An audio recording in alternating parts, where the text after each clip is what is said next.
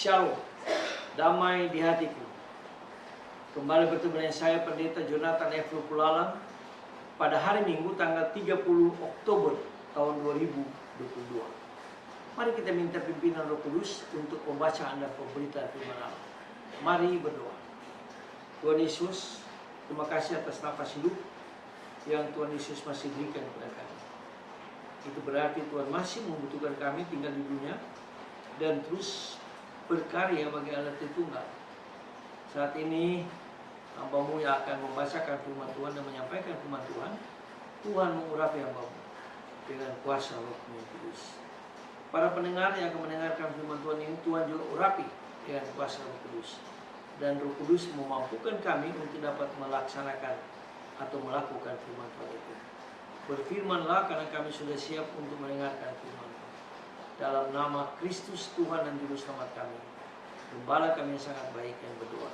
Amin. Mari kita baca firman Tuhan yang diambil dari Lukas pasal 2 ayat 21 sampai dengan ayat yang ke-40. Tapi saya hanya akan membacakan ayat 21 dan ayat yang ke-40. Firman Tuhan berkata begini. Dan ketika genap 8 hari Yesus disunat.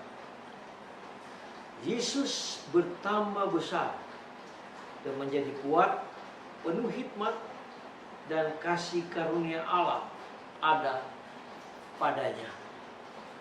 Demikian firman Tuhan yang berbahagia kita membaca, mendengar dan melakukan firman Tuhan. Haleluya. Tema kita pada hari Minggu ini adalah peran orang tua untuk masa depan anak. Nah, saudara-saudara yang saya kasih dalam Tuhan Kristus, dalam bacaan Lukas pasal 2 ayat 21 sampai 40 dikisahkan tentang Yesus dipersembahkan di bait Allah oleh orang tua Yesus, yaitu Yusuf dan Maria. Jadi sini kita lihat sejak dini Yusuf dan Maria sudah memperkenalkan Yesus pada lingkungan yang rohani, yang baik dan tepat. Mereka memperkenalkan Yesus pada adat istiadat dan keagamaan nenek moyang mereka. Ini tentunya adalah bangsa Yahudi. Nah, saudara-saudara yang saya kasih dalam Tuhan Kristus, dalam adat istiadat Yahudi, maka ada yang disebut persembahan untuk Tuhan. Nah, persembahan sepasang burung terkukur atau 2 ekor anak burung merpati adalah persembahan dari seorang yang tidak mampu atau orang miskin. Biasanya dalam kalangan orang Israel, kalau ada Paskah dan sebagainya, maka mereka akan mempersembahkan persembahan yang terbaik, yaitu domba yang tak bercacat, domba yang mahal. Tetapi orang yang sederhana, orang yang miskin, paling dia hanya membeli burung seperti yang dijelaskan tadi. Nah, Yusuf dan Maria digolongkan sebagai orang yang sederhana karena mereka mempersembahkan burung terkukur atau burung merpati. Dan mereka sangat besar, saudara. Artinya Maria dan Yusuf sejak dini berusaha memberikan yang terbaik bagi Yesus, meski dalam keterbatasan mereka. Mereka mendampingi perjalanan rohani Yesus dalam kesederhanaan. Itu yang saya katakan tadi, ya, mereka sangat hidup sederhana. Tapi poinnya bukan besar kecilnya materi yang diberikan, melainkan dalam kehadiran dan kesungguhan orang tua dalam pendampingan anak-anak mereka, khususnya dalam peristiwa-peristiwa penting dalam hidup mereka. Jadi orang tua itu sangat penting sekali mendidik anak-anaknya secara rohani supaya anak-anak itu mengenal Tuhan Yesus sejak dini. Nah, saudara-saudara yang saya kasih dalam Tuhan Kristus, kehadiran orang tua terkadang sangat dibutuhkan anak-anak mereka. Terlebih di saat-saat yang sulit hidup mereka. Jadi anak-anak itu sangat membutuhkan orang tua, tak tak kala mereka mengalami kesulitan-kesulitan. Tapi orang tua kadang-kadang tidak memahaminya. Orang tua kadang-kadang berpikir dia bekerja sepanjang hari. Satu ketika ada seorang anak, dia minta orang tuanya untuk mendampingi dia sehari saja, dia bilang. Karena sepanjang minggu bahkan bulan orang tua sibuk dengan pekerjaannya, sibuk dengan bisnisnya. Tapi anak itu minta sehari saja. Lalu papanya mengatakan, saya masih sibuk lah. Lalu dia bilang, papa, kalau begitu papa punya gaji berapa sih per bulan?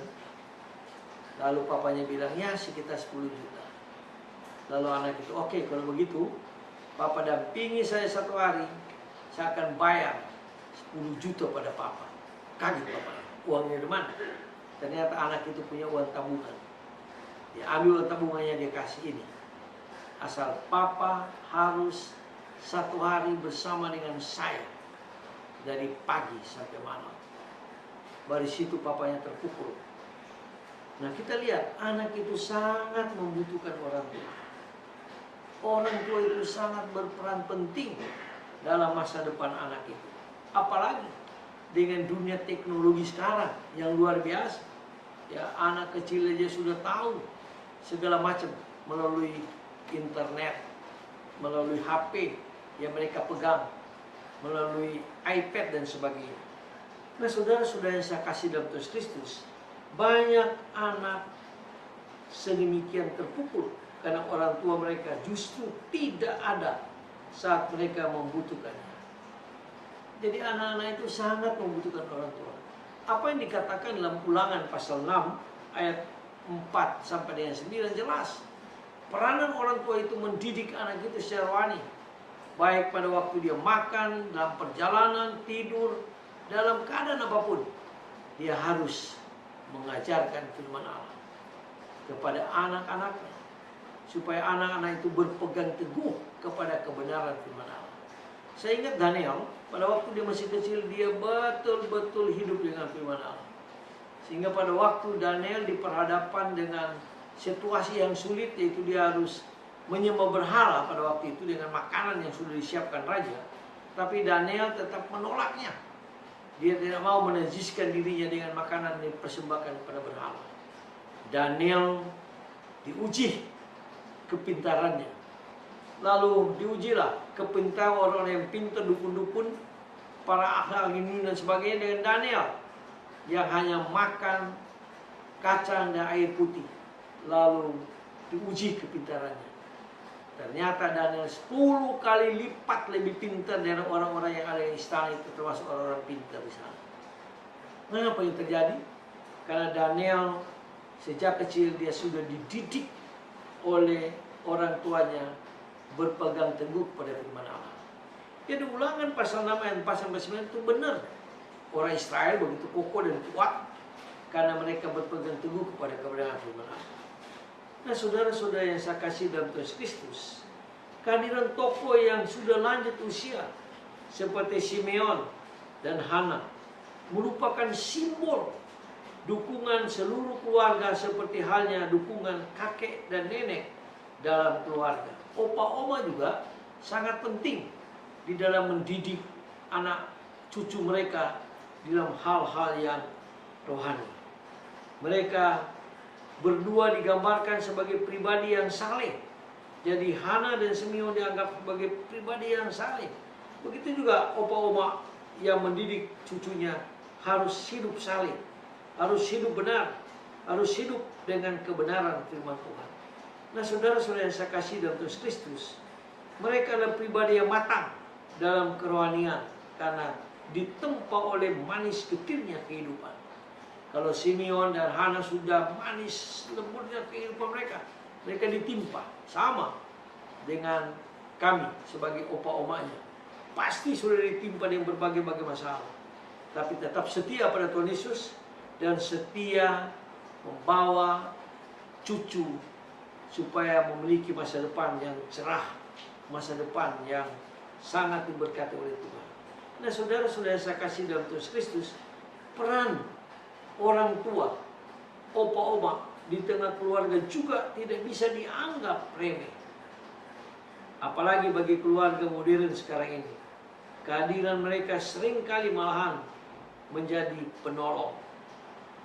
Pengalaman kebijaksanaan, kehangatan, kasih sayang, dan ajaran mereka terhadap ajaran iman sejak dini menjadi penunjang di tengah-tengah keluarga, sehingga anak cucunya akan perkasa, akan diberkati oleh Tuhan, akan berhasil di hari tuanya. Saudara-saudara saya kasih dalam Kristus, marilah kita mengikuti Maria, Yusuf, Simeon, dan Hana yang telah menempatkan Yesus pada jalan yang tepat dan benar, sehingga Yesus bisa bertumbuh berkembang dalam menjalani tugas sebagai terang bangsa-bangsa dan juga sebagai juru selamat dunia. Mari juga kita berperan penting di dalam mendidik cucu-cucu kita, anak-anak kita, supaya anak-anak kita diberkati oleh Tuhan dan dipakai Tuhan menjadi berkat bagi bangsa-bangsa seperti yang dijanjikan Allah dalam firman Allah. Mari kita tunduk kepala, kita berdoa. Tuhan Yesus, terima kasih kalau Tuhan masih mempercayakan kami sebagai orang tua, sebagai opa oma, untuk mendidik cucu anak-anak kami supaya mereka menjadi cucu yang baik, anak-anak yang baik, anak-anak yang berhasil, anak-anak yang diberkati oleh Tuhan di tengah-tengah dunia yang makin hari makin bengkok ini. Terima kasih Tuhan Yesus. Ampuni dosa kami Tuhan, dengarlah doa kami. Dalam kasih dan pengampunan Kristus, Gembala kami yang sangat baik, kami berdoa bersyukur. Haleluya, amin. Terpujilah Kristus, sampai kita berjumpa di kesempatan yang lain.